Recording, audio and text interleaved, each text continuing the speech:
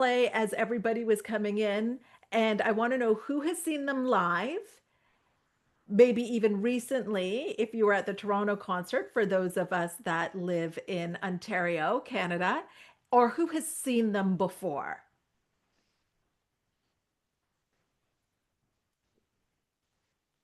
Oh, right. Tara says one of the best concerts. Oh my gosh, saw them in Nice. That must have been amazing in New York City and Toronto. Nadia, you have as well. So if there's one concert that I've always wanted to see, one band, it would be Coldplay. And the way that these tickets came to us, that in itself was absolutely incredible. The beautiful thing was that I was able to take my youngest son, who's 15, and it was his first concert. So I always think, because now when I hear Coldplay songs, it takes me right there to that feeling that was absolutely incredible. And I think for the rest of his life, his first concert will always be Coldplay with his mom. And that just feels really, really good.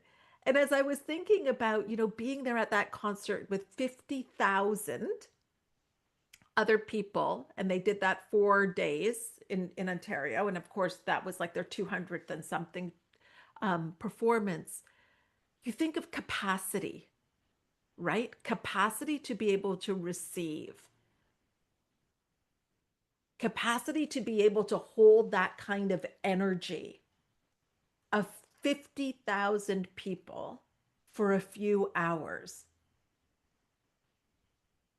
And that's what we're going to talk about today, because I can tell you that that happened through identity, whether that was conscious or unconscious for the band. The band's own identity, the band's self image, Coldplay's self image, along with the individuals, have expanded to allow that to happen, to be able to have the capacity for that.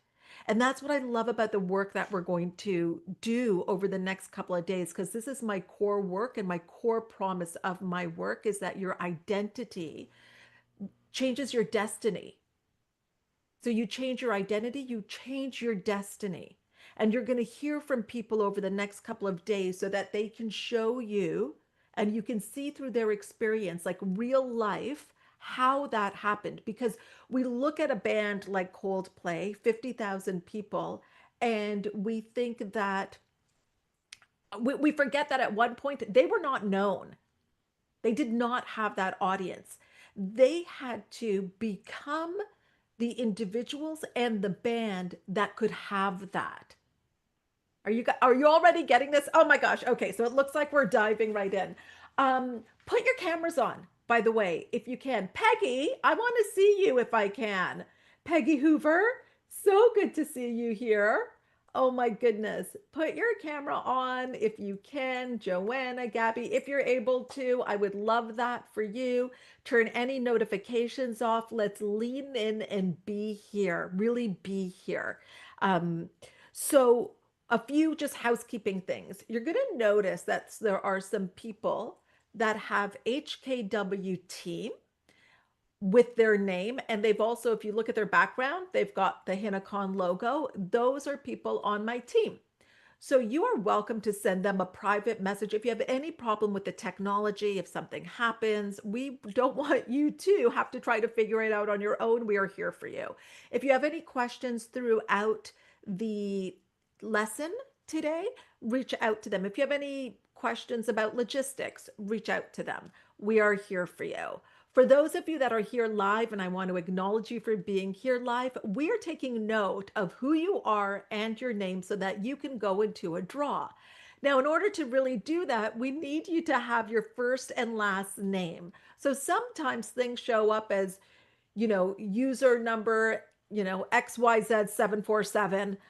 So if you go to the icon, I think it's under participants or more, there's somewhere that you hover, or if you hover over your picture, your place, then you'll see the three dots, and if you, it brings a drop down and you can rename yourself. Okay, so please